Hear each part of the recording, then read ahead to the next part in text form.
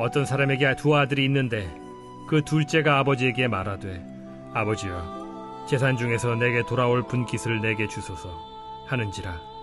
아버지가 그 살림을 각각 나눠주었더니 그 후 며칠이 안 되어 둘째 아들이 재물을 다 모아가지고 먼 나라에 가 거기서 허랑방탕하여 그 재산을 낭비하더니 다 없앤 후 그 나라에 크게 흉년이 들어 그가 비로소 궁핍한지라. 가서 그 나라 백성 중 한 사람에게 붙여 사니 그가 그를 들로 보내어 돼지를 치게 하였는데 그가 돼지 먹는 쥐엄 열매로 배를 채우고자 하되 주는 자가 없는지라. 이에 스스로 돌이켜 이르되 내 아버지에게는 양식이 풍족한 품꾼이 얼마나 많은가. 나는 여기서 줄여 죽는구나. 내가 일어나 아버지께 가서 이르기를 아버지, 내가 하늘과 아버지께 죄를 지었사오니 지금부터는 아버지의 아들이라 일컬음을 감당하지 못하겠나이다.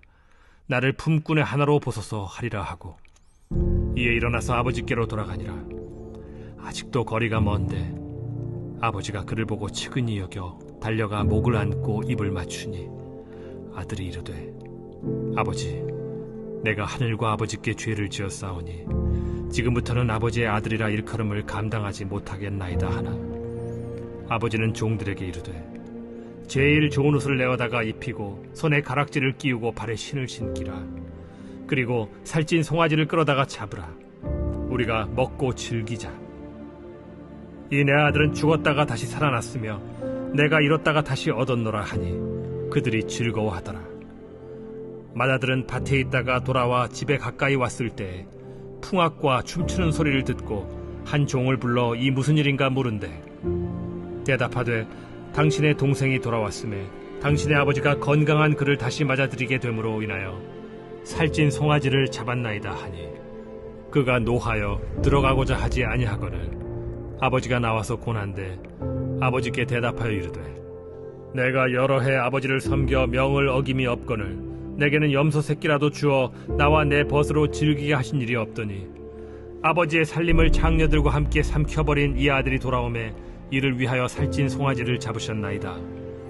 아버지가 이르되 예, 너는 항상 나와 함께 있으니 내 것이 다 네 것이로되 이 내 동생은 죽었다가 살아났으며 내가 잃었다가 얻었기로 우리가 즐거워하고 기뻐하는 것이 마땅하다 하니라. 할렐루야. 우리 온 땅의 주인 되신 주님의 이름을 찬양합니다. 우리 언제나 찬양받게 합당하신 우리 하나님 앞에 우리 감사와 찬양과 영광의 박수. 오늘 우리를 이곳까지 인도하신 주님, 선한 목자 되신 주님의 이름을 찬양합니다. 주님 홀로 영광을 받아주십시오. 오늘의 예배의 주인은 하나님 되심을 선포합니다. 할렐루야. 네, 하나님의 놀라운 은혜 가운데 우리 한몸이를 우리 포드의 성도들 한번 바라보시면서요, 오늘 이 시간 영상으로 함께 예배하는 우리 글로벌 포드 식구들을 향해서도 우리 한번 따뜻한 사랑과 격려와 축복의 박수를 서로에게 보내도록 하겠습니다. 주님의 놀라우신 은혜가 우리 모두에게 있게 되기를 주님의 이름으로 축복합니다. 네, 특별히 오늘 새벽 4시부터 우리 또 목회자들 또 사역자들 모여서 예배 준비 세팅하느라 고생했는데 우리 목회자들, 우리 사역자 국장님, 간사님, 우리 TF 예배팀, 네, 우리 모두에게 하나님 앞에 깨어진 아름다운 향유가 될 줄로 믿습니다. 그 수고에 사랑과 축복과 감사를 드립니다. 할렐루야. 사랑하는 여러분, 성령 충만하십시오. 말씀 충만하십시오. 네, 오늘은 워십 퍼레이드 또 파이팩토리 편으로 서울의 동쪽으로 왔습니다. 놀라운 것은요, 저희 그동안의 워십 퍼레이드가 이전에 저희가 이 플로깅 사역을 했던 여의도, 신촌, 삼성, 성수 지역으로 이동하고 있다는 것인데요. 이 하나님의 놀라운 섭리가 이 모든 여정 가운데 있음을 느낍니다. 제가 오늘 정말 또 이렇게 새롭고 낯선 이곳에 우리 성도님들 어떤 마음으로 오실까라는 그 마음으로 이렇게 바라보고 있는데요. 이렇게 줄을 이어서 예배에 오는 여러분의 이제 모습 보면서 이것이 바로 정말 진정한 다윗의 행렬과 같다라는 마음의 감동과 또 감사가 있었습니다. 그 사랑으로 함께 하고 계신 여러분 모두에게 또 사랑과 축복의 마음을 전합니다. 할렐루야. 네, 오늘의 이 예배를 통해서 또 한 번의 하나님의 놀라운 은혜의 뜻이 이루어질 줄로 믿습니다. 자, 우리 옆에 사람과 이렇게 한번 정말 전우회를 다지면서 인사 한번 하셨으면 좋겠는데요. 우리는 움직이는 주님의 교회입니다. 이렇게 한번 축복하시겠어요? 우리는 움직이는 주님의 교회입니다. 네, 우리가 있는 그곳이 거룩한 하나님의 통치가 선포되는 하나님의 나라가 될 줄로 믿습니다. 이번 주 중에 제가 이 영상을 보고요, 너무 인상적이어서 이 행위 예술이 어떤 작품이었는지를 찾아보게 되었는데요. 잠시 한번 보시겠어요?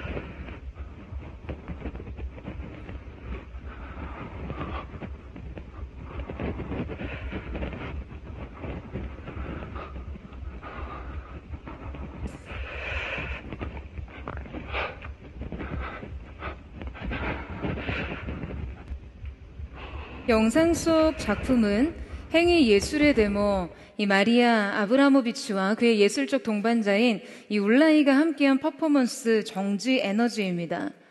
이 퍼포먼스에서요, 두 사람은 서로를 마주선 채 이 울라이는 활시위를 당기고 있고 아브라모비치는 이 활대를 잡고 자신의 체중을 실어서 뒤로 기대고 있습니다. 이 팽팽하게 당겨진 활시위 위에 이 날카로운 화살은요, 정확히 아브라모비치의 심장을 겨누고 있죠. 그러니까 이 둘 중 한 명이라도 이 균형을 잃거나 손을 놓치는 찰나의 순간 화살은 발사될 수 있는 극도의 긴장 상황입니다. 이 두 사람의 가슴에는요, 작은 마이크가 부착이 되어 있어서 지금 이 퍼포먼스가 진행되는 4분 10초 동안 점점 빠르고 격렬해지는 그들의 심장 박동 소리가 갤러리 전체 공간에 그대로 방송이 되었는데요. 이 숨막히는 퍼포먼스는 관계에 필요한 절대적인 신뢰라는 개념을 가장 극단적이고도 명료하게 시각화합니다. 아브라모비치는 자신의 생명을 온전히 상대의 손에 맡기고 있으며 또 이 울라이는 그 신뢰의 무게를 감당해야만 합니다. 이는 이 사랑의 관계가 얼마나 연약하고 위험할 수 있는지, 그리고 두 사람 사이에 이 섬세한 상호 신뢰가 얼마나 중요한지를 이 관객이 온몸으로 느끼게 해주죠. 사랑은 나를 파괴할 힘이 있는 사람에게 나를 지켜달라고 부탁하는 것, 그것이 사랑이다. 내 심장을 겨눈 사랑하는 자의 화살. 여러분, 저는 이 퍼포먼스를 보면서요, 지켜내지 못한 사랑과 신뢰로 인해서 우리 하나님 아버지의 심장에 얼마나 날카로운 화살들이 꽂혔을까를 생각하게 되었어요. 흔들리는 사랑으로, 놓쳐버린 신뢰의 손으로 그렇게 비수와 같이 날아갔을 화살들 말이죠. 사랑에 대한 불이해, 수많은 오해들이 우리가 잡고 있는 이 활시위를 얼마나 자주 놓치게 했던가를 생각하면서, 그럼에도 불구하고 여전히 우리에게 자신의 심장을 겨누도록 그 사랑과 신뢰의 화를 내어주신 그 하나님의 사랑에 숙연해짐을 느낍니다. 오늘 우리가 함께 살펴볼 본문은 우리에게 매우 익숙하게 알려진 말씀입니다. 마치 그 아버지의 심장에 겨누어진 활시위를 놓쳐버린 아들의 이야기 같습니다. 오늘 우리는 이 말씀을 통해 우리가 사랑에 대해, 또 사랑할 때 느끼는 우리 안에 매우 근원적인 결핍과 그 불안에 대해서 살펴보고자 하는데요. 우리가 하나님을 올바르게 이해하기 위해서는 여러분, 사랑을 바르게 이해해야 합니다. 사랑에 대한 우리의 이해와 경험들이요, 우리 안에 바르게 형성되어 있지 않다면 여러분, 우리는 100% 하나님과 바른 관계를 맺을 수 없다라는 것이죠. 여러분, 왜 그렇습니까? 하나님은 사랑이시기 때문이죠. 우리를 향한 진리의 선언은 바로 하나님은 사랑이시다라는 정의입니다. 따라서 우리가 하나님을 알면서 사랑을 모를 수 없고요. 사랑을 온전히 이해해야 하나님에 대한 바른 이해와 관계도 열리는 것이죠. 그런데 많은 사람들이 사랑에 대해 가지는 굉장한 오해와 고집과 착각 속에 살고 있어요. 여러분, 이 세상에 비틀어진 사랑이 얼마나 많습니까? 상대에 대한 잘못된 집착과 이기적인 욕구, 강박적인 통제, 심지어 스토킹과 폭력, 그 상대에 대한 파괴적인 행동에 대해서도요, 정작 그 본인은 사랑이라는 이름표를 붙입니다. 그리고 그것들이 받아들여지 못할 때 거절감을 느껴요. 자신의 감정이 거절됐다라고 느끼는 거죠. 여러분, 우리가 이렇게 사랑을 잘못 이해하고 있을 때 우리는 하나님을 향해 다가설 수도, 그분 안에서 안식할 수도, 그분과 함께 잔치에 참여할 수도 없는 존재로 살아갑니다.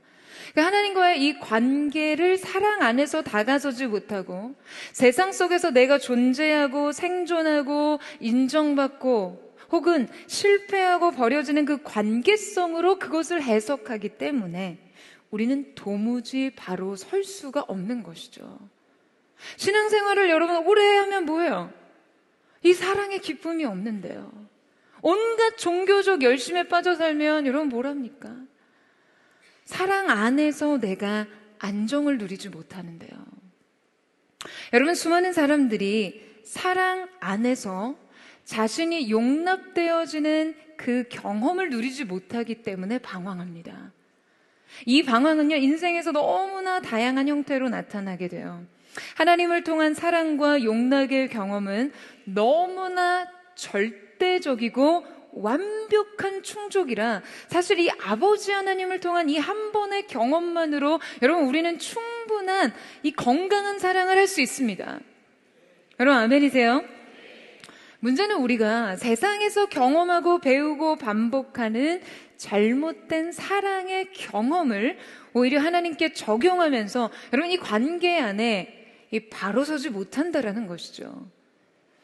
우리는 우리의 경험 세계 안에서가 아니라 말씀과 진리 안에서 하나님의 사랑을 배워야만 합니다. 오늘 이 말씀을 통해 우리는 사랑에 대한 근본적인 이해를 통해 이 하나님에 대한 뿌리 깊은 그 오해와 불신을 해소하기 원하는데요. 자, 함께 11절에서 12절 말씀을 같이 읽겠습니다. 시작. 또 이르시되 어떤 사람에게 두 아들이 있는데 그 둘째가 아버지에게 말하되 아버지여 재산 중에서 내게 돌아올 분깃을 내게 주소서 하는지라 아버지가 그 살림을 각각 나누어 주었더니. 여러분 오늘 말씀의 주요한 이 인물은요 아버지의 두 아들입니다. 어떤 사람에게 두 아들이 있었는데 자, 그 중에 한 명이 뭘 했다라고 기록하고 있죠? 뭘 했대요? 지금 아버지에게 와서 자기 재산을 달라고 하죠.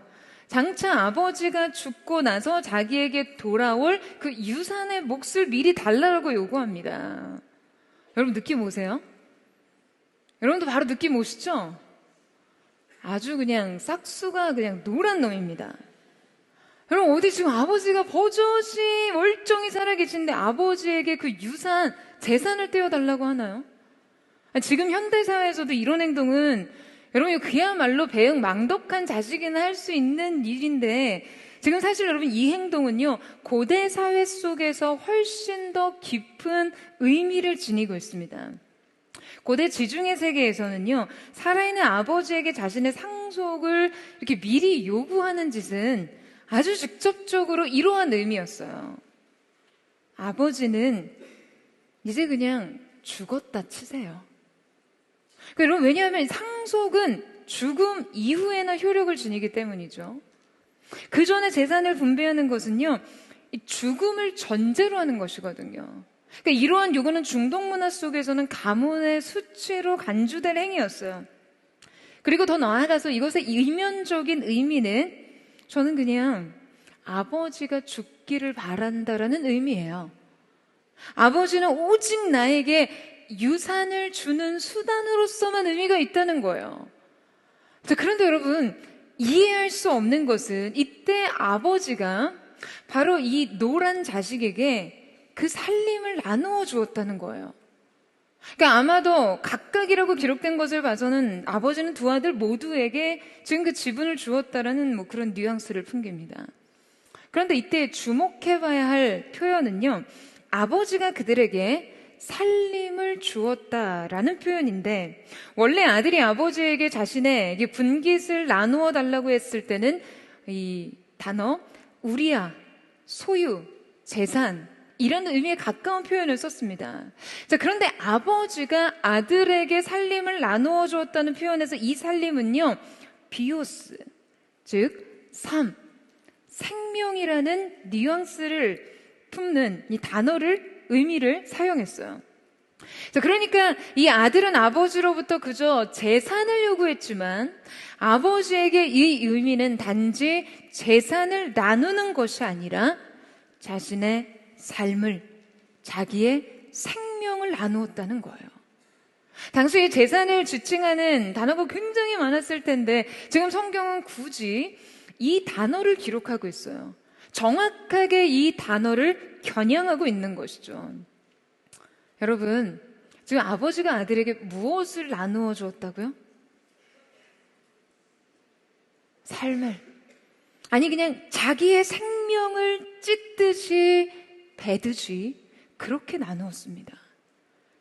여러분, 당시에 아버지의 재산은요, 사실 금은 보화나 현금으로 이렇게 아들에게 주어지는 것이 아니라 사실상 토지로 나눠줬을 확률이 큽니다. 여러분, 이 고대 중동 문화에서는요, 당시 자기 정체성과 존재의 땅은 자기 정체성과 존재의 연속성을 의미했어요. 이 고대 사회에서 사람들은요, 모두 자신이 땅에 속해 있다라고 생각했습니다. 여러분, 땅이 사람에게 속한 것이 아니라요, 사람이 땅에 속해 있다는 것은 굉장히 다른 개념이죠. 땅은 단지 소유나 재산의 가치만이 아니었어요. 그러니까 따라서 살아있는 동안 자신의 땅을 나눈다는 것은 자기 정체성을 나누는 것과 같습니다. 그러니까 아버지는요, 어쩌면 아들이 요구한 대로 그냥 죽기로 한 거예요. 여러분, 지금 이 관계의 성취는 누구 쪽에서 났습니까? 아버지죠. 아버지는 지금 삶이 토막났어요. 그리고 이어서 이 죽지도 않은 아버지로부터 유산을 받은 이 아들이 여러분 무엇을 했나요? 지금 13절에서 16절 말씀을 한번 쭉 보시겠어요? 여러분, 성경은 지금 아들이 아버지를 떠나 관계를 절연하고 대체 뭘 하고 살았는지를 꽤 자세히 기술합니다.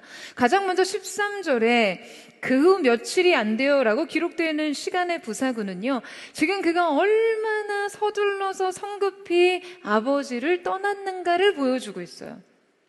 상속되어주고 나니 뒤도 안 돌아보고 떠납니다.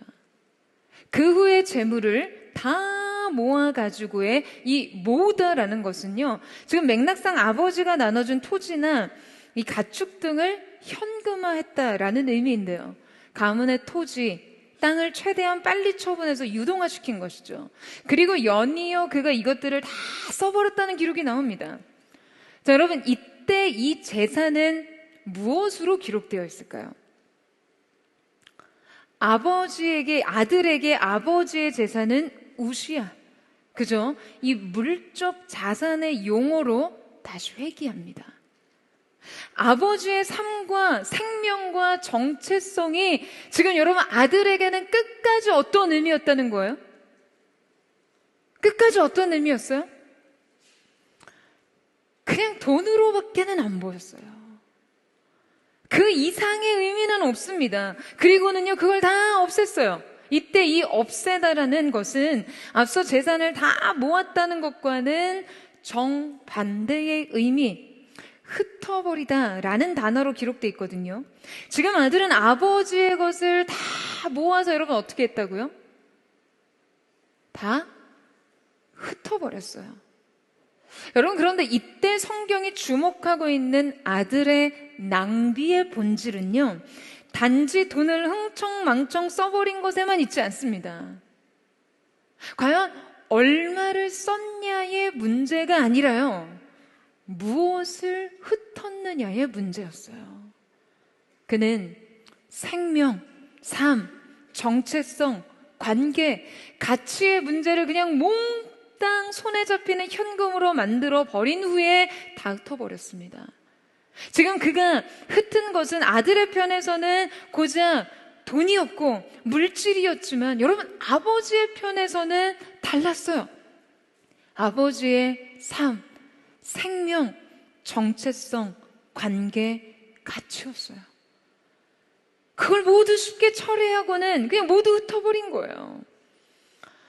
여러분, 게다가 성경이 주목하고 있는 이 아들의 방황의 핵심 또한 지금 그가 얼마나 타락했느냐가 아닙니다. 그가 얼마나 멀어졌느냐에 있어요. 그가 떠난 곳은 먼 나라였습니다. 하지만 이것은 단순한 지도상의 좌표가 아니에요. 여러분, 지금 이 먼 나라란 단순히 해외로 갔다라는 이런 의미라기보다는요, 물리적, 영적, 심리적, 문화적 정체성에 관련된 지금 모든 영역에서 아버지와 거리를 두었다라는 의미입니다. 그냥 어디든 아버지가 없는 곳, 아버지와의 거리를 의미하죠. 그런데 그가 먼 나라에 가서 모든 걸 탕진한 후에 여러분, 뭘 했다라고 기록하고 있습니까? 뭘 했다고 해요? 뭘 했다고 하죠? 성경에 다 나와 있는데 돼지를 치는 자가 됐다라고 해요. 여러분, 돼지는 유대인들에게는요, 율법적으로 굉장히 부정한 동물이었습니다. 그러니까 돼지를 먹는 일 자체가, 이 돼지를 치는 일 자체가 그의 본래적 정체성에서, 여러분, 이거 얼마나 멀어진 일인가요? 부정한 자를 가까이 하는 자가 된 거예요. 그래서 그가 아들에서, 이 아들의 신분에서 가장 비참하고 부정한 존재로 추락했음을 시사해주는 장면인 것이죠. 더욱이 지금 그가 배가 고파서 먹으려고 한 것이 돼지의 사료였거든요. 성경은 지금 이 돼지의 사료를 구체적으로 쥐엄나무 열매라고 기록합니다. 이 쥐엄나무 열매는요, 이 카라브 나무의 꼬투리를 의미합니다. 그러니까 나무에서 탈락한 껍질이에요. 여러분, 그가 멀리 먼 나라에 가서 돼지를 치면서 돼지가 먹던 탈락해버린 껍데기를 먹고 싶어 했다는 것에서, 여러분, 우리는 그의 어떠한 상태를 이해할 수 있어요? 아버지로부터 멀어진 인간의 상태를 의미하는 거죠. 우리가 하나님 아버지로부터 멀어질 때 스스로 배를 채우려는 그 양식은요, 여러분, 바로 이 돼지들이 먹는 껍데기예요. 가장 비참하고 부정한 존재가 먹는 생명 없는 양식이요. 우리가 하나님을 떠나 하려던 것들, 내 자신의 그 빈 존재의 상태, 갈망, 주림, 목마름을 채우려는 것들이, 여러분, 다 이렇게 말라 비틀어진, 비참하게 비틀어진 껍데기, 탈락한 껍질이라는 것이죠. 사랑하는 여러분, 우리들이 이렇습니다. 우리가 하는 것이 이래요. 하나님을 떠난 우리의 존재 상태와 우리가 우리의 허기를 채우기 위해서 무엇을 구하고 있느냐를 지금 성경은 정확하게 지적하고 있어요. 여러분, 그런데 그 집 나간 아들이 이제 정신을 차리기 시작했습니다. 성경은 그가 스스로 돌이켜 아버지께로 돌아가기를 결심했다라고 하는데요. 자, 이때 그의 결심의 계기가 된 것은 다름 아니라 배가 고파서였어요.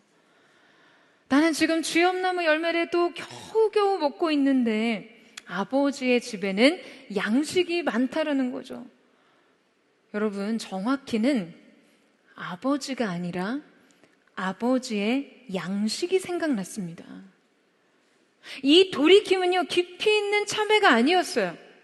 어떤 의미 있는 깨달음이 아니었습니다. 아버지의 상실과 상처가 아픔으로 다가왔다거나, 지금 어떤 이 아버지와의 관계의 회복에 갈망을 느낀다던가, 자신의 지난 과오와 연약감을 깊이 후회하고 뉘우친다라는 그런 게 아니에요. 그냥 그저 배가 고팠어요. 현실 문제였어요. 나는 지금 쥐엄나무 열매 겨우 돼지한테 빌어먹어야 하는데 생각해보니 아버지의 집에 풍족하던 그 양식이 생각났던 거죠. 여러분, 우리가 하나님에 대해 돌이키려 할 때도 사실 이와 비슷합니다. 우리 배가 줄여서죠. 먹고 싶은 게 생각나서요. 아버지 곁에 있는 이유도, 아버지를 떠난 이유도, 아버지를 다시 찾은 이유도 사실은 그냥 배가 고파서인 그런 존재들이에요. 하나님이 내게 주셨던 은혜, 축복, 그 안에서 누렸던 것들.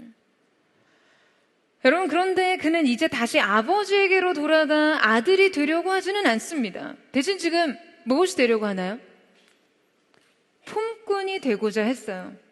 여러분, 지난 시간에 살펴봤듯이 품꾼은 종과는 또 다른 지위였습니다. 품꾼은 이 주인에게 소속된 자가 아니라 그냥 하루 벌어 하루 사는, 하루 채용되는 일용직에 불과했어요. 그러니까 지금 아들은 아버지의 집에 돌아가되 자신을 아버지의 아들이 되어 이전의 삶을 누리거나 그의 집에 거하는 것은 꿈도 꾸지 않았습니다. 그저 주변에서 품꾼 정도로 하루의 노동에 대한 삭슬 나누는 계약적 관계로 돌이키려 했던 것이죠.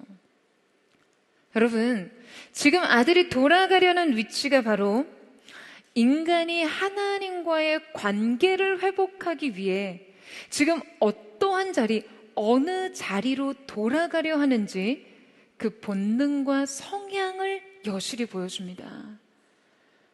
사랑의 관계가 아닌 보상에 근거한 계약적 관계로 말이죠. 여러분, 이때 인간은 구원이 필요하다는 것을 알면서도 동시에 자신에게 처벌이 필요하다라고 생각합니다. 그래서 자신과 아버지와의 적당한 거리를 스스로 정하죠. 마치 이것이 최소한의 도리라도 되는 듯이 말이에요. 그러니까 이 정죄감이 양심이라고 생각하면서요. 여러분, 우리가 하나님 앞에 돌아가려고 할 때 우리가 스스로 서려고 하는 자리가 바로 이렇습니다. 두 손 들고 회개하고 하나님의 사랑 그 품을 갈망하면서 돌이키면서, 여러분, 그래도 내가 최소한의 양심이 있으니 아들이 아니라 품꾼이 되겠다라고 해요. 지금부터 아버지의 아들이라 일컬음을 감당하지 못하겠나이다. 나를 품꾼의 하나로 보소서. 여러분, 이렇게 사랑의 양심 선언을 하는 거예요. 여러분, 이것이 우리가 사랑을 이해하는 방식입니다. 그리고 바로 이것이요, 우리 사랑의 한계예요. 오늘 이 말씀을 통해 여러분, 이것을 넘어서셔야 합니다. 여러분, 아멘이세요? 여러분, 대체 우리는 이 사랑을 어떻게 이해하고 있을까요? 인간적인 사랑이란 여러분, 본질적으로 그 사랑 안에 동시에 불안을 품을 수밖에 없습니다. 이것이 사랑의 역설이에요. 여러분, 왜냐하면 우리가 어떤 대상을 사랑한다면 그 사랑 안에는 언제나 동시에 이 사랑에 대한 상실까지가 포함되어 있거든요. 인간의 사랑엔 언제나 상실의 두려움이 있어요. 인간의 사랑엔 궁극적으로 죽음을 통한 피할 수 없는 이별이 포함되어 있고요. 또 어떤 대상을 사랑해서 이렇게 붙잡으려 하면 할수록 그 사랑을 얻을 수 없거나 잃을 수 있다는 그 가능성 때문에 어떤 그 필연적인 불안을 느낄 수밖에 없습니다. 보통 많이 하는 사랑하는 쪽이 훨씬 더 아프죠. 심지어 부모와 자녀의 사랑조차도 그래요. 여러분, 부모는요, 어느 순간 언제나 자녀의 독립을 통해 상실감을 느낍니다. 연로하신 부모님들 보세요. 모두 이 사랑으로부터 지독한 소외와 고독을 느껴요. 여러분, 연인이 사랑을 할 때도요, 내가 그 대상에게 애착을 느껴 느낄수록 불안이 커지죠. 상대와의 거리, 반응, 모호함, 불일치, 여러분 이 모든 것들이 나에게 늘 불안을 느끼게 하고 우리에게 이 경계심이 커질수록 여러분 스스로 우리는 어떻게 다그치나요? 여러분 이때 이 불안은 상대를 더 강하게 붙잡아야 한다 혹은 내가 더 잘해야 한다 라는 이 두 가지 의지로 작동하곤 합니다. 그러니까 상대를 더 소유하려고 하는 강한 집착과 통제를 보이거나요. 그냥 내가 더 많은 애정과 관심을 얻기 위해 노력하는 것, 이 두 가지죠. 보통 내가 그 대상을 강하게 붙잡으려고 하는 행동은요, 관계를 굉장히 파괴적으로 만들고요. 반대로 이 불안을 끊임없이 내가 더 잘해야지 라는 노력으로 대체하는 것은 여러분 이 관계는 유지되고 있을지 모르지만 자신의 내면은 굉장히 피폐해지는 방법이에요. 그러니까 내가 잘해야지만 이 관계가 안전하다라는 이 불안은요, 정작 내가 아무리 잘해도 해소되지 않기 때문이죠. 이것이 여러분 우리가 사랑에 대해 느끼는 근원적인 불안감이에요. 그리고 동시에 이 불안 때문에 우리는 사랑에 대해서 만족하지 못합니다. 여러분 보통 이 남성과 여성은 심리적으로 이 사랑에 대해서 느끼는 어떤 거부감과 공포감이 좀 다르다고 하죠. 요새는 이 테토녀? 여러분 아세요? 들어보셨어요? 테토녀, 애견남, 이런 말이 있을 정도로 이 남성성과 여성성의 성향적 차이가 성별에 영향을 크게 안 받기도 하지만요. 되게 심리학적으로 이 남성은 사랑을 할 때요, 상대에게 삼킴의 공포, 나에 대한 어떤 속박을 공포로 느끼고요. 여성은 상대에게 버림의 공포를 느낀다라고 이야기를 합니다. 그래서 자꾸 그 애정을 확인하고 싶어 하죠. 그러니까 이 공포는 인간의 불안이 작동하는 방식과 상대적으로 다 있어요. 불안으로 인해 상대를 더 강하게 붙잡으려는 방식이 삼킴의 공포를 주고, 내가 더 잘하려고 하는 의지들을 계속해서 자신에게 그것은 버림의 공포를 느끼게 합니다. 여러분 이렇게 사랑을 한다고 하면서도 정작 불안과 공포를 주고받는 것이 인간의 한계입니다. 하나님께 사랑을 받는 순간조차 여러분 이 관계 안에서도요, 이 불안을 적용해요. 우리가 우리의 이 불안과 공포 안에서 하나님의 사랑을 이해하기 때문에 하나님을 오해할 수밖에 없습니다. 지금 이 아들의 사랑과 선택은요, 지금 처음부터 끝까지 어느 한순간도 아버지의 마음에 가 있지 못해요. 여러분 저는 이 사랑을 장부의 사랑이라고 명명합니다. 아버지 앞에서 자신의 삶을 일일이 장부로 적고 잔금을 치르는 사랑이죠. 하지만 이러한 사랑의 논리로는 결코 아버지의 사랑을 이해할 수 없어요. 아버지의 사랑은 아들의 방식과 너무나 다르기 때문이에요. 자, 그렇다면 여러분이 아버지의 사랑 방식은 어떠할까요? 자, 20절 말씀 한번 보시겠어요? 우리 20절 말씀을 같이 읽겠습니다. 시작. 이에 일어나서 아버지께로 돌아가니라. 아직도 거리가 먼데 아버지가 그를 보고 치근히 여겨 달려가 목을 안고 입을 맞추니. 여러분 지금 성경은 제가 아들을 맞이하는 아버지의 행동을 매우 구체적으로 묘사하고 있습니다. 20절에 아버지의 행동을 묘사한 동사 5가지를 한번 그대로 따라가 볼게요.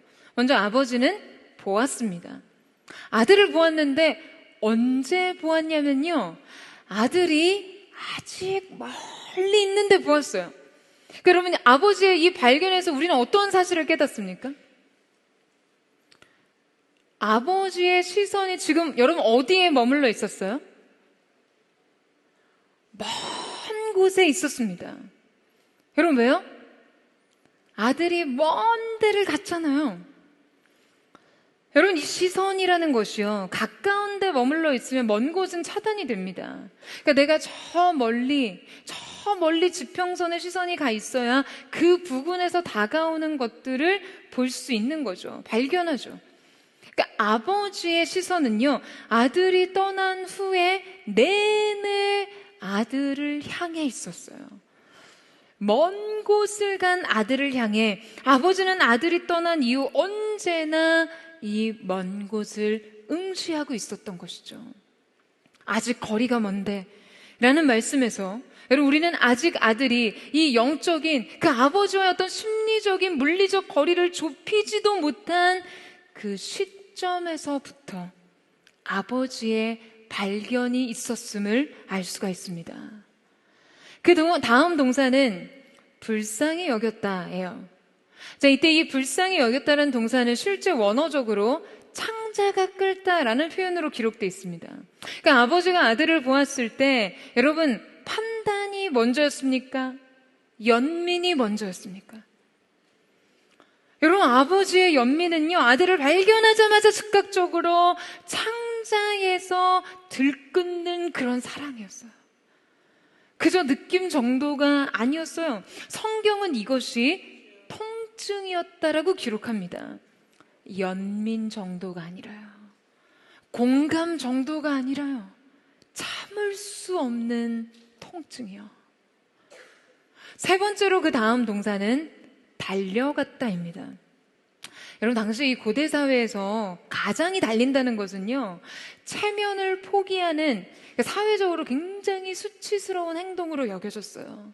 근데 이 아버지가 아들을 보자마자 어떠한 판단도 하지 않고 어떠한 계산도 하지 않고 본능적으로 자신을 비우고 자기 체면, 자기 사회적인 어떠한 것을 모두 다 비우고 행동했다라는 것을 의미하는 것이죠.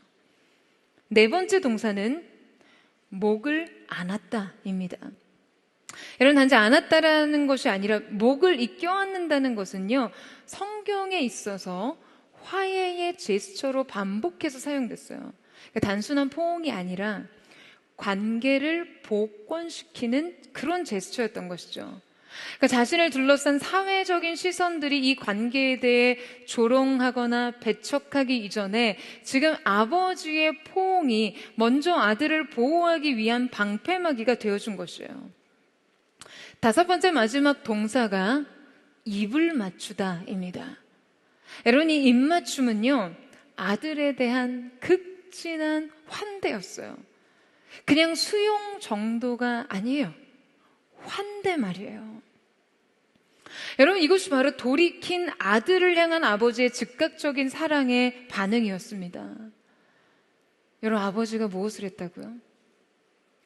보았고, 불쌍히 여겼고, 달려갔고, 목을 안았고, 입을 맞췄습니다. 여러분, 다시 생각해 보세요. 보았고, 불쌍히 여겼고, 달려갔고, 목을 안았고, 입을 맞춥니다. 여러분, 누가 누구를요? 아버지가 여러분을요. 하늘 아버지께서 바로 여러분을요. 지금 이 순간에도 여러분을 그렇게 대하신다고요. 여러분, 기억하세요. 언제나 어디서나 실패의 자리에서건 외로움과 고독의 자리에서건 여러분 기억하십시오. 하나님께서 하나님을 향해 나오는 여러분을 이렇게 맞이하신다라는 것을요.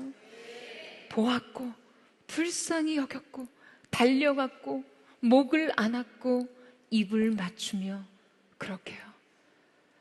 사랑하는 여러분, 언제나 이 사랑을 누리십시오. 언제나 이 사랑의 품에 안기는 저와 여러분 되시기를 주님의 이름으로 축원합니다. 여러분, 이때 아들이 이제 말을 합니다. 그러니까 돼지우리에서 연습한 이제 그 각본을요, 그 대사를 드디어 읽기 시작해요. 21절 말씀에 아들이 이르되 지금부터는 아버지의 아들이라 일컬음을 감당하지 못하겠나이다. 자, 여러분, 그러면 지금 이제 지금 이 다음 뭐가 나와야 돼요? 앞에서 이제 돼지우리에서 계속 대사 연습을 했잖아요. 그럼 이제 아들이라 일컬음을 감당하지 못하겠나이다. 나를 품꾼의 하나로 보소서. 그 19절에 이미 아들이 이렇게 아버지한테 말하겠다라고 작심하고 떠났잖아요. 연습했어요. 지금 이게 아들의 잘 짜져 있는 대본, 각본이었잖아요. 아버지를 향해 가는 그 길에서 여러분 얼마나 이 말을 많이 연습을 했겠어요. 그런데 명확하게 지금 아들의 대사가 여기에서 멈춥니다. 말하자면 이 말을 다 채 하기도 전에 22절이 시작이 된 거예요. 더욱이 22절에서 아버지는 아들의 말에 사실상 대꾸조차 하지 않습니다. 어쩌면 제대로 듣지도 않은 듯 느껴져요. 그저 서둘러 아버지가 뭐라고 합니까?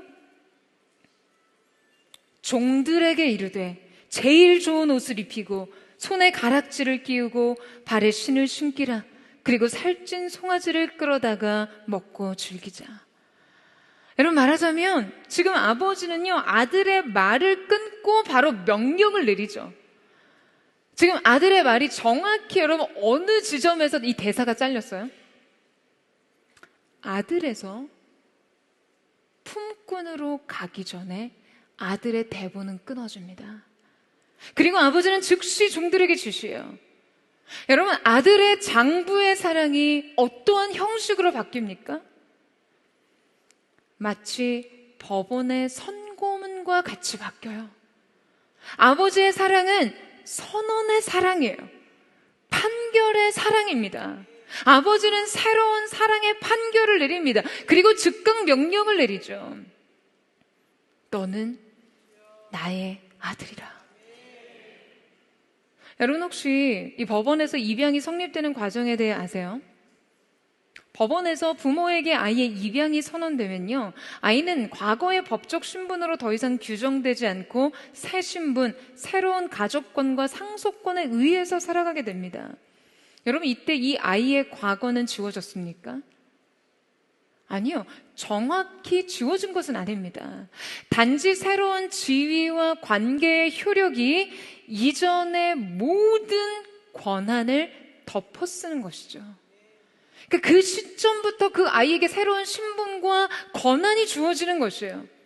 아버지가 아들에게 이때 새 옷, 반지, 신발을 주는 것은요, 그의 수치를 가리고 가문의 상속권을 회복시키고 종이 아닌 아들로서의 권한을 허락하며 잔치를 통해 이 모든 것을 공적으로 복권시키는 행동이었습니다. 여러분, 하나님의 사랑은요, 이렇듯 우리의 과거를 단지 망각하시는 것이 아닙니다. 여러분, 이 망각이라는 것은 언제든 기억을 다시 불러올 수 있는 것이거든요. 망각이 아니라 중지입니다. 과거의 영향력을 중지시키세요. 할렐루야. 과거의 연속성이 더 이상 그를 규정하지 못하도록 중지시키시고 새로운 정체성으로 바로 지금 여기에서 다시 시작하게 하시는 사랑입니다. 여러분 이 사랑은요 장부의 사랑과는 전혀 달라요. 여러분 이때 아버지의 사랑은 조건이 아니라 선언입니다. 이 관계는 결코 조건에 근거하지 않아요. 온전히 관계에 근거합니다. 내가 어떻게 살았냐, 내가 무엇을 했냐가 아니라 내가 누구의 것이냐를 보고 사랑하세요. 여러분 한번 여러분이 어린 자녀나 주변의 어린 아이에게 너 엄마가 왜 좋아? 라고 이렇게 한번 질문해 보세요. 어린 시절에 저희 큰 조카에게 지안아 너는 엄마가 왜 좋아? 라고 했는데요. 그때 저희 이 조카 지안이의 표정이 아직도 너무나 생생하게 기억에 남습니다. 이 질문 자체가 너무 의아한 거예요. 아니 엄마가 왜 좋냐니? 그래서 너무 황당하다는 듯이 하는 말이 엄마니까 였습니다. 여러분 우리가 관계 안에서 온전히 존재로서 사랑하고 사랑받는 방식이 바로 이런 거죠. 조건절이 없습니다. 여러분 요새 출산 앞둔 포도의 가정이 굉장히 많은데요. 여러분 아기 한번 낳아보세요. 뱃속의 아기가 그냥 세상에 응애 하고 태어나는 순간 그 아이는 울고 먹고 자는 것밖에 안 해도요, 여러분은 분명 그 아이를 위해 모든 것을 다 할 수 있는 부모가 됩니다. 이전에 함께 나눈 추억도, 정도, 주고받은 거래도, 조건도 아무것도 없어요. 그냥 어제 응애하고 세상에 나왔다니까요. 그런데 오늘 나는 그 아이를 위해 전부를 줄 수 있어요. 엄마니까, 아빠니까. 여러분, 이것이 관계 안의 사랑이에요. 물론 이 인간의 사랑은 서서히 조건절로 변질됩니다. 아이도 커가면서 엄마가 왜 좋아? 라는 질문에 여러 조건들이 따라 붙기도 해요. 서로의 조건을 받아들이기 힘들 때 부모와 자식 간에도 사랑은 어그러져요. 제가 얼마 전에 사역팀의 대화를 통해 들은 이야기인데요. 한 자매가 교제하던 이 형제한테 너는 내가 왜 좋아? 라고 물어봤대요. 나를 왜 사랑하는지에 대한 그 수많은 이유들에 대해서 열거해 주기를 기대하면서 나의 어떠함, 남들이 발견해주지 못하는 나의 장점, 심지어 나의 부족과 연약함까지도 나의 모습으로 인정해주고 지지해주고 사랑하고 있다라는 여러분 그런 대답이 듣고 싶었겠죠. 아니에요? 근데 여러분, 형제가 이렇게 대답을 하더랍니다. 네가 나한테 잘해주니까 좋지.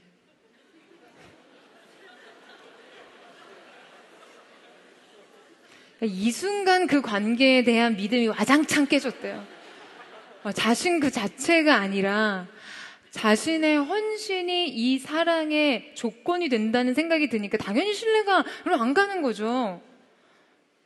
여러분, 이 자리에 계신 수많은 청년들은 여러분 이성에게 이러한 질문을 받을 때 정말 조심하셔야 됩니다. 여러분, 이러한 질문은 항상 근신하고 깨어 있으셔야 돼요. 그렇지 않으면 정말 이별의 순간이 도적과 같이 찾아옵니다. 여러분, 심지어 부모와 자식 사이에도 아빠, 엄마가 돈 벌어오니까 좋고 맛있는 밥 해주니까 좋고 나 보살펴주니까 좋은 게 사랑의 이유라고 한다면 마음 좀 헛헛하지 않을까요? 그냥 베이비시터나 밥 해주는 사람이나 간병인 정도로 내 자신의 사랑이 대체 가능한 역할이 되어버린다면 말이에요. 상대를 온전한 존재로서 주목해주는 여러분 그러한 시선이 없다면 이 사랑은 견디기 힘든 거예요. 상대의 어떠함을 발견하고 그 고요함을 인정하고 그대로 사랑하는 그 마음이 아니라면 때로 상대로부터 내가 기대하는 그 보상과 만족을 누릴 수 없을 때 여러분 이러한 관계는요 결코 안정적일 수가 없습니다. 하지만 여러분, 하나님 아버지는 우리의 존재를 조건 속에서 이해하시는 분이 아니세요. 오직 관계 안에서 이해하십니다. 아버지와 자녀의 관계 안에서요. 그분의 사랑은 그분의 사랑을 근거로 하고 있어요. 우리가 그분의 자녀이기에 사랑하십니다. 그리고 여러분 각자를 하나님 손바닥에 새겨진 마치 그 고요한 지문처럼 그렇게 바라보시고 사랑하세요. 있는 모습 그대로, 연약함 그대로. 그리고 이 사랑은 언제나 과거로부터 오지 않고 새로운 미래를 여는 능력으로 오늘 우리에게 다가옵니다. 과거의 조건들에 대해서 묻지 않고 새로운 미래를 약속하는 사랑으로서요. 그래서 우리는 언제나 이 자녀의 무조건적 선택 속에서 그냥 끊임없이 놀라고 감탄하며 그분을 찬양하고 기뻐할 수 있는 것이죠. 구원받은 은혜만으로 충분히요. 할렐루야. 삶의 어떠한 조건이 아닌 그분이 우리를 그의 자녀로 부르셨다는 이 사실만으로 우리를 향한 하나님의 선택은 선언됐고, 여러분 이것은 영원까지 유효하기 때문이에요. 여러분 이제 조금 이해가 되시겠어요? 우리가 어떠한 사랑을 받고 있는지, 지금 나의 삶에 어떠한 사랑이 선언되었는지, 여러분 하나님을 향한 우리의 사랑도 이제 바뀌어야만 합니다. 내가 잘해야지만 날 사랑하시죠? 가 아니라 하나님께서 이미 나를 사랑하시니 이 사랑 안에서, 이 사랑의 전제 속에서 이제 나는 어떻게 살 것인가로 바뀌어야 합니다. 여러분, 우리의 사랑도 과거의 영향력 위에서가 아니라 약속의 선언으로부터 시작되고, 어떻게 살아야 하는지에 대한 고민도요, 이 관계 위에서 출발해야 하는 것이죠. 여러분, 그래서 오늘 본문에서 비로소 지금 왜 예수님의 결론이 잔치로의 초대, 이 즐거움에 동참하는 기쁨의 신학으로 향하고 있는지를 깨닫게 되죠. 여러분, 우리의 믿음이란 필연적으로 이 사랑의 기쁨 위에 세워졌다는 거예요. 이 기쁨의 참회함이 바로 우리의 믿음을 증명합니다. 여러분, 아멘이세요? 여러분, 이해가 되세요? 내가 이 사랑으로 인해 기뻐하고 있는가가 바로 우리 믿음의 증거라는 것이에요. 여러분, 오늘 그 기쁨, 그 하나님의 잔치에 참여하는 즐거움, 그 사랑의 기쁨이 저와 여러분 모두에게 있게 되기를 주님의 이름으로 축원합니다. 그것이 여러분의 인생의 믿음의 증거가 되기를 축복합니다. 마지막으로 함께 살펴볼 것이 있는데요. 여러분, 사실 오늘 이 본문은요, 많은 사람들이 탕자의 비유라고 부르며 집 나간 아들의 이야기에 포커스를 맞추고 있습니다. 오늘 우리도 이 말씀을 지금 집 나간 탕자를 중심으로 살펴보았는데요. 하지만 이 비유는 사실 어떤 사람에게 두 아들이 있었는데로 시작하고 있어요. 그러니까 말하자면 한 아들만이 아니라 두 아들 모두가 주인공이라는 거죠. 게다가 이 말씀을 맥락 안에서 살펴보면 예수님께서 여러분 이 비유를 설명하신 좀 더 분명한 이유가 있습니다. 사실 오늘 말씀은 예수님께서 특정한 청중을 대상으로 이 비유를 들어 말씀하신 것이거든요. 자, 이 말씀을 하신 이 현장에는요, 매우 대조적인 두 집단의 사람들이 있었습니다. 바로 예수님 앞에 가까이 나와 말씀을 듣던 세리와 죄인들이 있었고요. 그들을 멀리서 지켜보면서 수군수군대던 바리새인과 서기관이 있었죠. 이때 바리새인과 서기관은 예수님에게 지금 왜 죄인들과 함께 식사를 하는지에 대해서 문제 제기를 하고 있습니다. 그리고 바로 예수님께서 바리새인의 질문에 지금 오늘 살펴본 말씀과 함께 이름과 찾음의 주제로 총 3가지 비유를 들어 답변하신 거죠. 여러분, 그러니까 지금 이 말씀은요, 이 두 집단 중에서도 더 정확히 누구에게 이 말씀이 겨냥되어 있는 것이죠? 자, 여러분, 누구에게 이 말씀이 더 겨냥되어 있을까요? 바로 바리새인과 서기관들입니다. 탕자의 형 말이죠. 내가 그동안 아버지를 섬기면서 아버지의 명을 어김이 없다고 자부하던 그 형 말이에요. 집 나간 탕자보다 오히려 더 의도적으로 겨냥된 대상이 바로 이 형이었던 것이죠. 그는 잘 알다시피 탕자와는 매우 다른 삶을 살던 사람이었습니다. 그는 아버지를 떠나지도 않았고 아버지의 재산을 탕진하지도 않았고 아버지의 명을 어긴 적도 없었습니다. 그런데 여러분, 문제가 뭐예요? 문제가 뭘까요? 집 나간 탕자와 다를 바 없이 아버지의 사랑을 똑같이 오해하고 있고 그 역시 탕자처럼 아버지에게 자신의 장부를 내미는 사람이었던 것이죠. 다만 그 장부는요, 아주 빼곡하게 채워져 있었습니다. 그리고 오늘 우리가 이 말씀을 깊이 살펴보면 매우 의미심장한 결론에 이릅니다. 이 말씀은 열린 결말을 통해서 우리에게 새로운 질문을 던지고 있어요. 그 질문은 바로 결국 누가 잃어버린 아들인가입니다. 여러분, 예수님께서 지금 이 이름과 찾음에 관한 이야기를, 주제를 비유로 전하셨다라고 말씀드렸죠. 그러니까 정확히 이 비유는요, 어떤 사람에게 두 아들이 있었는데로 시작되었어요. 그러니까 이 말씀을 제대로 이해했다면 잃어버린 아들에 대한 재정의가 이루어져야 맞습니다. 그러니까 이 아버지가 사실상 두 아들을 모두 잃어버렸다라는 것을 암시하고 있어요. 두 아들은 삶의 내용은 달랐으나 마음은 같았어요. 둘 다 아버지의 사랑을 몰랐어요. 둘 다 잃어버린 상태였습니다.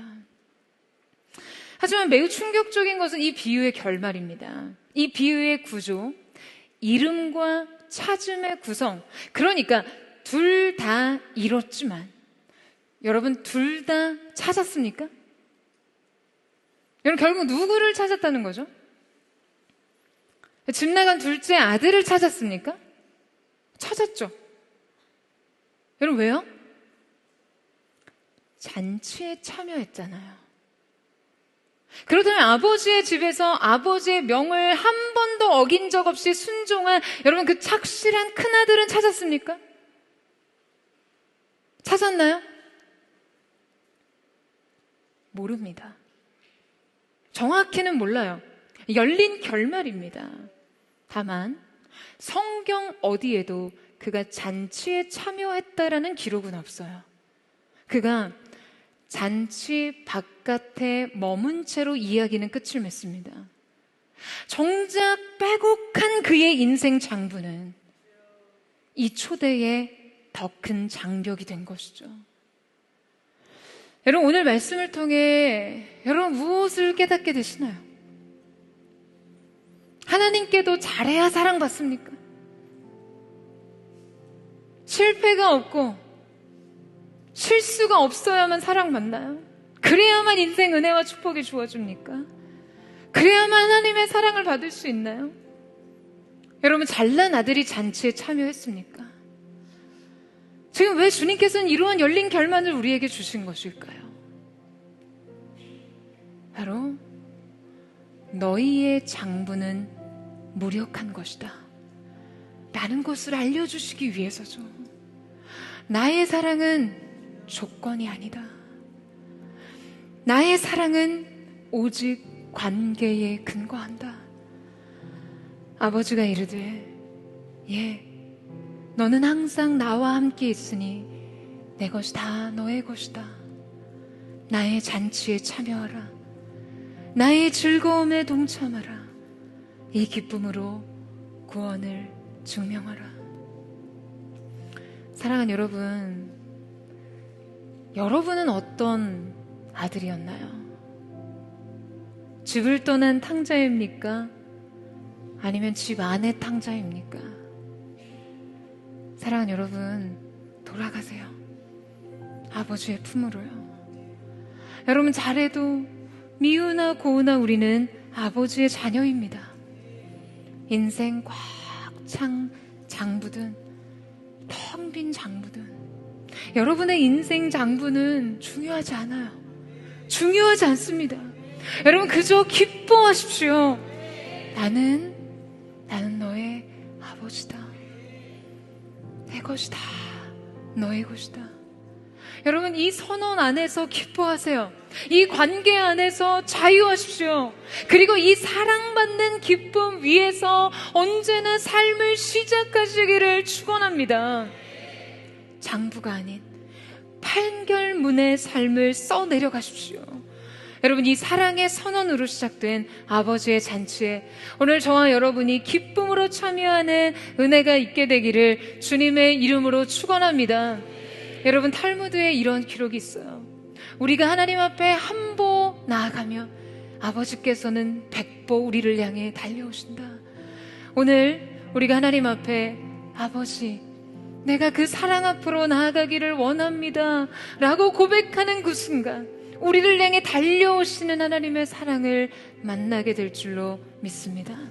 그렇게 돌아간 아버지의 품에서 우리의 인생 잃어버린 모든 것들이 다시 회복되는 그 기쁨의 잔치에 참여하는 저와 여러분 되시기를 주님의 이름으로 축복합니다.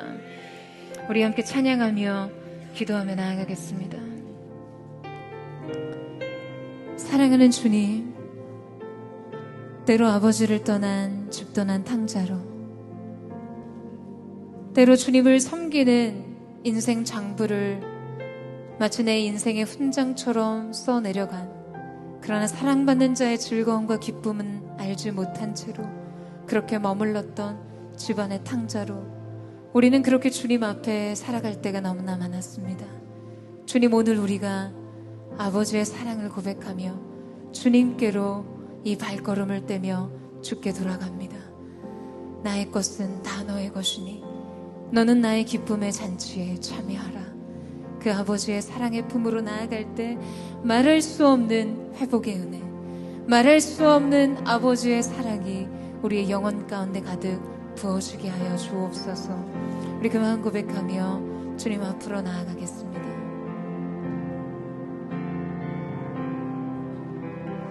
아버지 사랑 내가 노래, 아버지 은혜 내가 노래, 그 사랑 변함없으신 거짓 없으신 신실하신 그 사랑, 상한 갈 때 꺾지 않으시는 꺼져가는 등불 끄지 않은 그 사랑 변함없으신 거짓 없으신 성실하신 그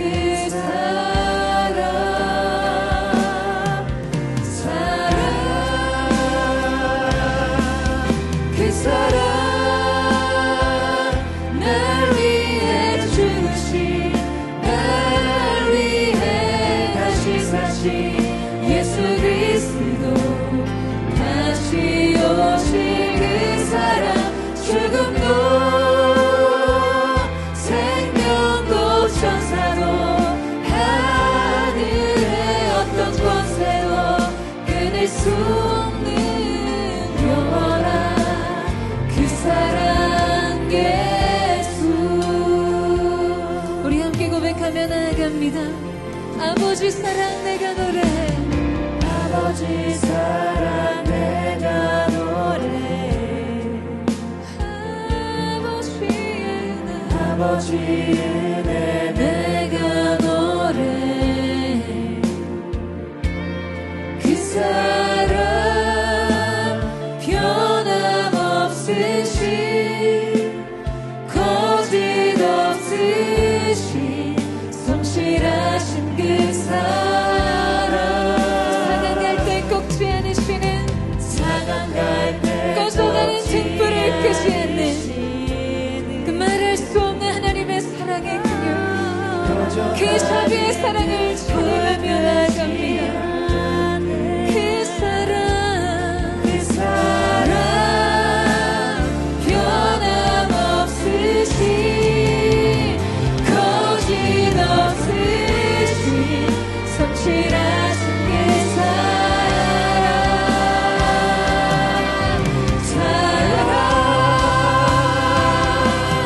그 사랑 날 위해 죽으신, 날 위해 다시 사신 예수 그리스도, 다시 오실 그 사랑, 죽음도 생명도 천사도 하늘의 어떤 권세도 끊을 수 없는 영원한 그 사랑 예수, 그 사랑 날 위해 죽으신, 자기의 생명을 주신, 자신의 삶을 내어주신 예수 그리스도, 자신의 독생자를 주신 아버지의 사랑, 죽음도 생명도 천사도 하늘의 어떤 권세도 끊을 수 없는 영원한 그 사랑 예수, 그 사랑, 그 사랑 죽으신 날 위해 다시 사신 예수 그리스도 다시 오실 그 사랑 죽음도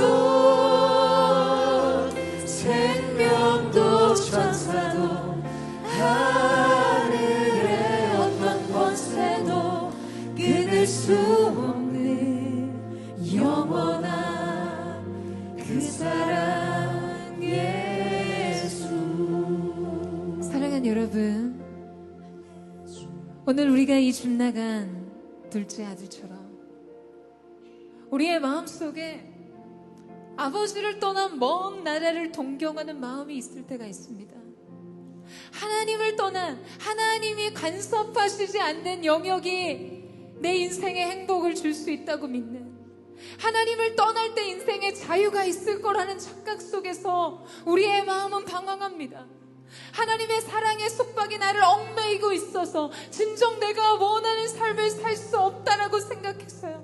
인생의 수많은 영역 속에서 하나님과의 거리를 두며 적당한 거리 속에서 오로지 아버지의 은혜와 축복만을 바라는 삶의 경계선에 머물자가 할 때가 많습니다.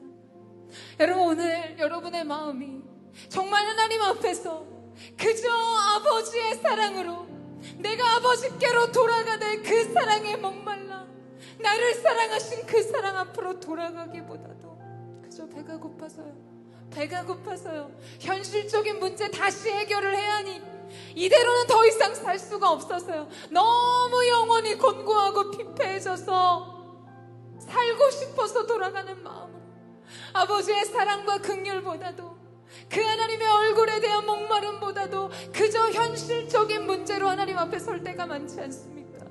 그러나 여러분, 그럼에도 불구하고 우리가 아버지께로 돌아가는 우리의 동기, 우리가 아버지를 떠나는 우리의 동기가 무엇이든 자신의 삶을 찢어 베어내어 주신 그 사랑이 또한 우리를 기다리는 사랑으로 맞이해주고 계십니다.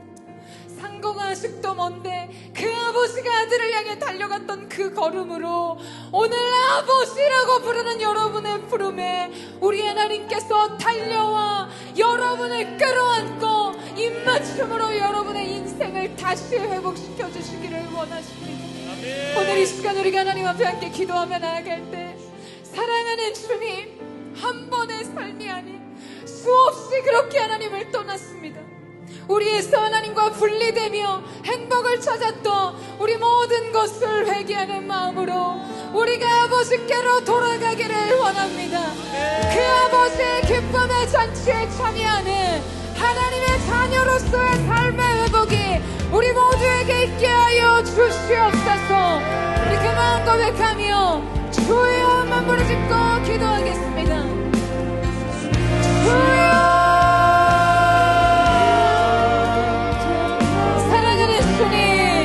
오늘 이 시간 우리가 아버지께로 돌아갑니다. 아버지의 사랑 앞으로 달려가기를 원합니다. 잃어버린 마음, 잃어버린 성기, 잃어버린 헌신, 잃어버린 구원의 기쁨, 우리의 인생의 먼 나라 그 먼 영역 속에서 적당히 아버지와 하나님과 거리 두기를 하며 내 인생을 진정시키는 것이 이것이라 여겼고 우리의 삶의 모든 무지와 모든 미련함이 주님 앞에 내려지게 하시고 주 앞에 회개하는 마음으로 그 하나님께로 돌아가 그 아버지의 품에 안기게 하여 주시옵소서. 우리의 동기가 어떠하든 우리의 떠남과 우리의 돌이킴의 동기가 어떠하든 아버지의 집을 향한 우리의 걸음을 기쁨으로 맞이하시는 그 어마어마한 하나님의 사랑, 그 놀라운 아버지의 사랑에 우리의 마음의 통함으로 그 주님의 사랑의 꿈에 안길 수 있도록 주여 역사하여 주시기를 원합니다. 그 사랑을 부으시옵소서. 사랑의 입맞춤으로 나아갑니다.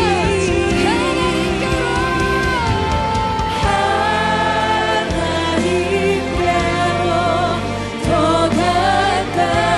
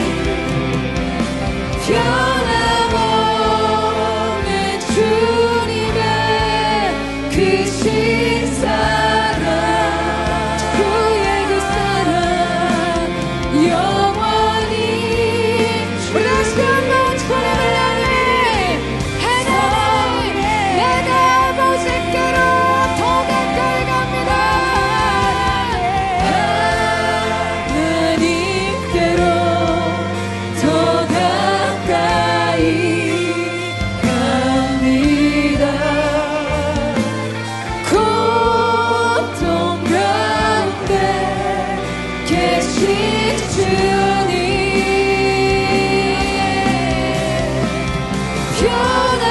변함없는 주님의 크신 사랑 주의 그 사랑 영원히 주님만의 주님 바라보며 변함없는 주님의 변함없는 주님의 크신 사랑 주의 그 사랑 영원히 주님만 다시 한번 변함없는 주님의 사랑 변함없는 주님의 크신 사랑 주의 그 사랑 영원히 주님만을 섬기리 변함없는 주님의 크신 사랑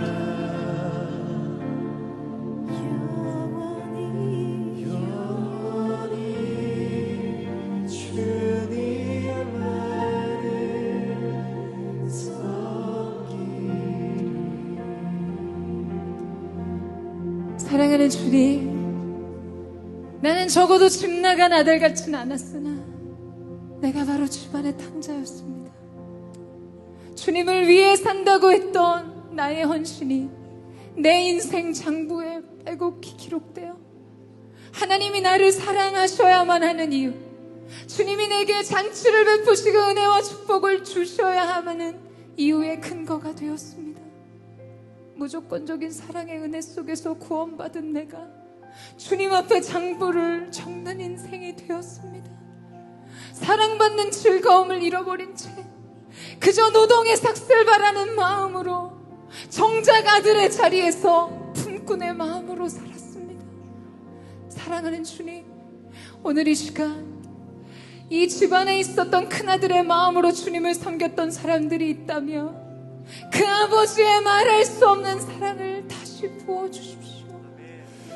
주님, 장부가 아닌 판결문의 선언으로 인생을 살게 하여 주십시오. 아들아, 너는 나의 것이다. 나의 모든 것이 내게 속하였으니 너는 그것을 누리라 말씀하시는 하나님의 이 사랑의 초청 앞에 사랑한 여러분, 이 사랑의 잔치의 즐거움에 참여하시기를 주님의 이름으로 축원합니다. 주님, 모든 종교적인 열심, 율법적인 행위들이 다 끊어지게 하여 주시고 비교의식 속에서 누군가 하나님의 사랑과 은혜를, 축복을 더 받는 것이 있다면 하나님 앞에 원망과 불평을 토로했던 집안의 탕자였던 우리 자신을 회개하며 나아가오니 사랑하는 주님, 아버지의 잔치에 참여하는 즐거움, 그 구원의 즐거움이 회복되게 하여 주시옵소서. 구원받은 자의 기쁨, 주님을 사랑하는 자의 즐거움이 오늘 우리의 마음 가운데 깊이 새겨지게 하여 주셔서 오늘 우리도 다시 찾아주신 하나님 앞에 찾음받은 은혜가, 아버지의 잔치에 참여하는 은혜가 있게 하여 주시옵소서. 우리 그 마음 고백하며 주의 한번 부르짖고 기도하겠습니다. 주여, 사랑하는 주님, 그 잔치에 참여하는 즐거움, 구원의 즐거움, 사랑받는 자의 기쁨, 아버지의 사랑하는 그 날씨, 주님 그것을 누린 지 오래되었던 그저 인생의 장부에 나의 헌신과 섬김을 빼곡히 기록하며 하나님이 나를 사랑하시고 축복하셔야 하는 이유와 근거로 삼았던 우리의 교만을 용서하여 주옵소서. 오늘 이 그날들의 마음처럼 다른 이들을 비난하며 아버지를 원망하며 불평했던 마음도 우리가 주 앞에 내려놓으며 나를 향한 아버지의 사랑의 크기를 다시 한번 고백하며 이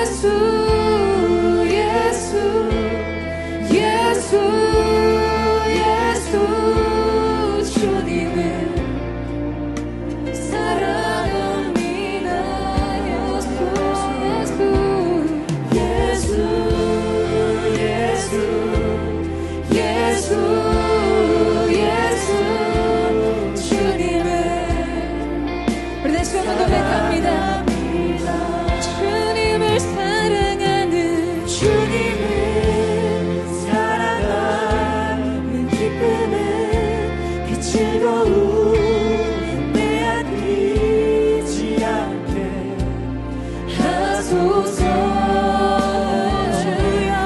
주님을 사랑하는 그 기쁨을 그 즐거움을 빼앗기지 않게 하소서.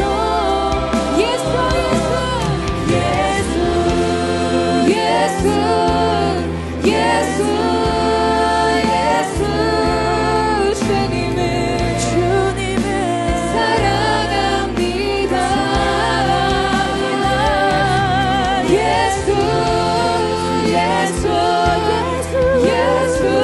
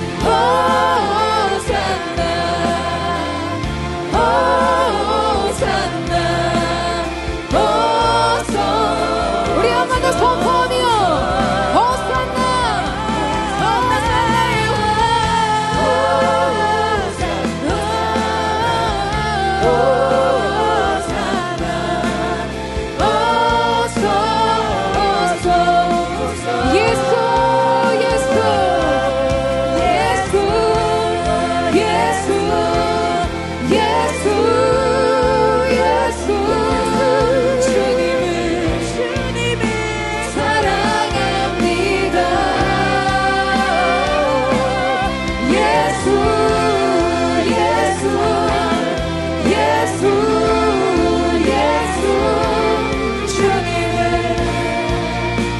사랑합니다. 여러분, 오늘 우리가 이 말씀을 통해 우리의 인생 가운데 모든 하나님에 대한, 하나님의 사랑에 대한 오해가 찢겨졌음을 선포합니다.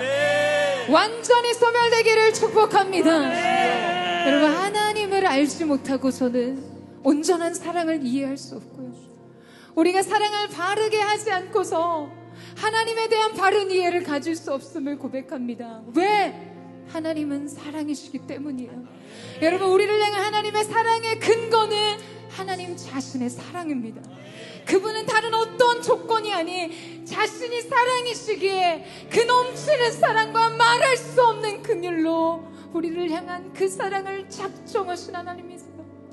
사망이나 생명이나 천사들이나 권세자들이나 현재일이나 장래일이나 능력이나 높음이나 기쁨이나 다른 아무 피조물이라도 그 어떤 것이라도 우리를 그리스도 예수 안에 있는 하나님의 사랑에서 끊을 수 없음을 선포합니다. 여러분 보셨죠?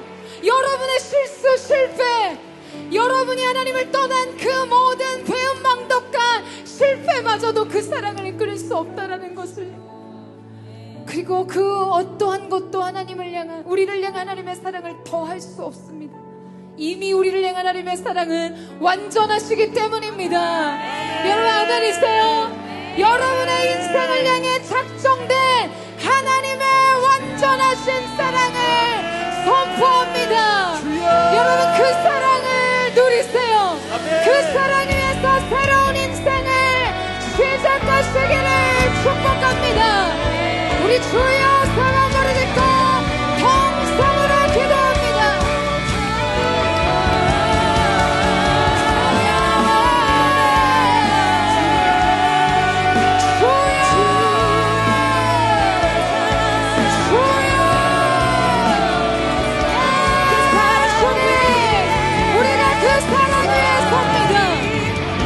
그 사랑 위에 섭니다.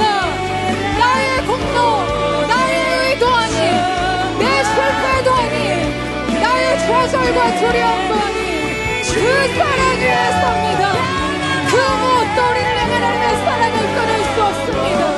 그 무엇도 우리를 향한 하나님의 사랑을 더할 수조차 없습니다. 하나님의 사랑은 완전하신 사랑, 완전하신 사랑,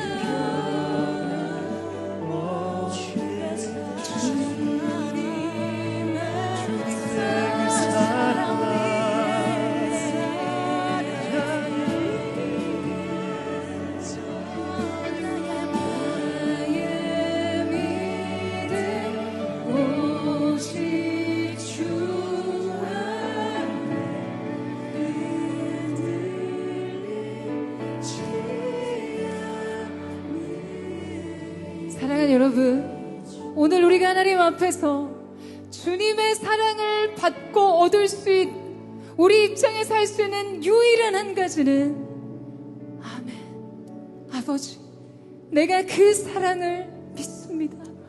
이 믿음과 감사의 기쁨의 고백인 줄로 믿습니다. 여러분, 하나님의 사랑은 완전하신 사랑입니다. 우리의 실패와 연약함과 우리의 죄악마저도 아직도 우리가 죄인 되었을 때 결정하신 하나님의 사랑을 패할 수 없어요. 그 어떠한 헌신과 노력과 인생 공로도 우리를 향한 하나님의 사랑을 더할 수 없습니다. 하나님의 사랑은 이미 여러분에게 완전하신 사랑이기 때문이에요.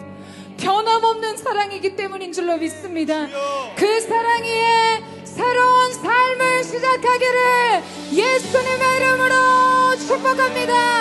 아버지의 잔치의 즐거움에 참여하는 인생들 세워다.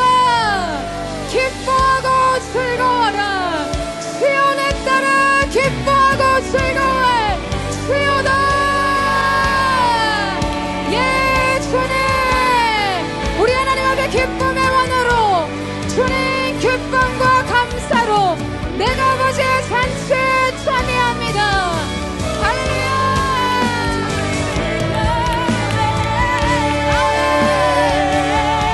성축해 내 영혼, 내 영혼아. 거룩하신 이름, 이전에 없었던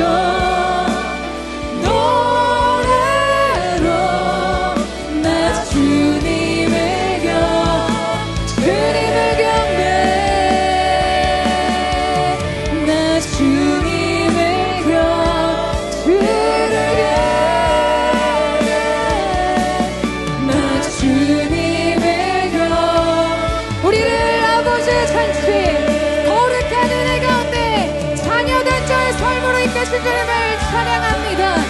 놀라운 사랑의 영광과 존귀를 올려드리며 살아계신 예수님의 이름으로 기도드립니다. 아멘. 우리 아버지 하나님 앞에 사랑과 감사와 기쁨의 박수 올려드리겠습니다. 아버지의 사랑을 찬양합니다. 그 사랑 앞에 감사와 영광을 올려드립니다.